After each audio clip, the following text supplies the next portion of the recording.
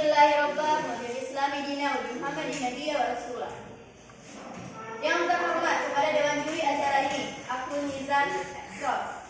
Dan terakhir untuk teman-teman saya yang saya sayangi.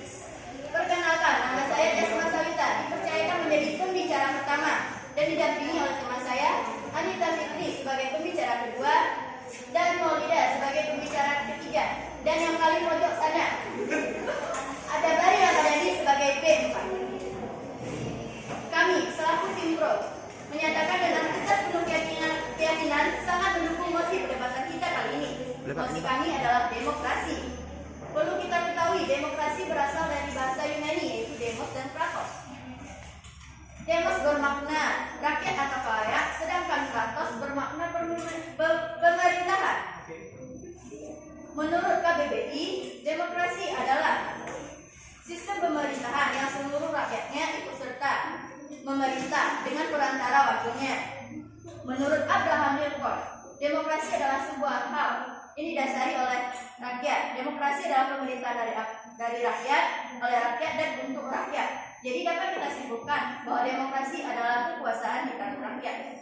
Adapun tujuan demokrasi, yang pertama, memberikan kebebasan dalam berpendapat dan berekspresi. Yang kedua, mencegah terjadinya konflik antar kelompok. Dalam negara demokrasi, setiap masalah atau konflik yang terjadi akan diselesaikan dengan jalan musyawarah.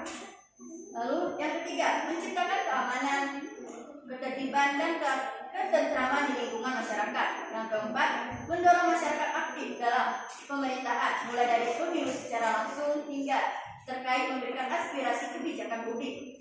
Yang kelima, membatasi kekuasaan pemerintah agar tidak menimbulkan kekuasaan yang absolut dan diktator. Sebuah negara bisa dikatakan telah menerapkan sistem demokrasi jika bisa memenuhi ciri-ciri berikut ini. Yang pertama, harus memiliki perwakilan rakyat, contohnya DPR. Yang kedua, keputusan harus berdasarkan aspirasi dan kepentingan rakyat.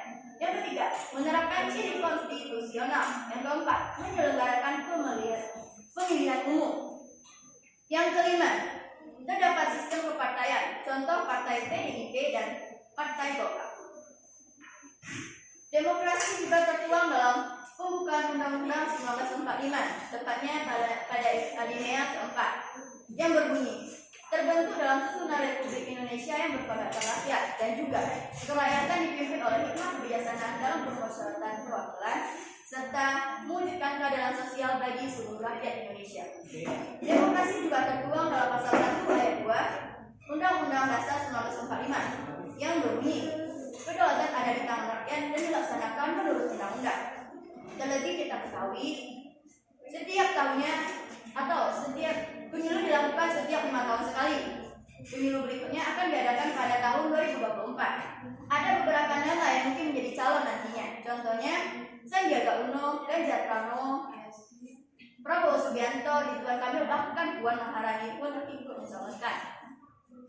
Diharapkan bagi teman-teman yang sudah memiliki KTP bisa menyeleksi siapa yang berhak nantinya.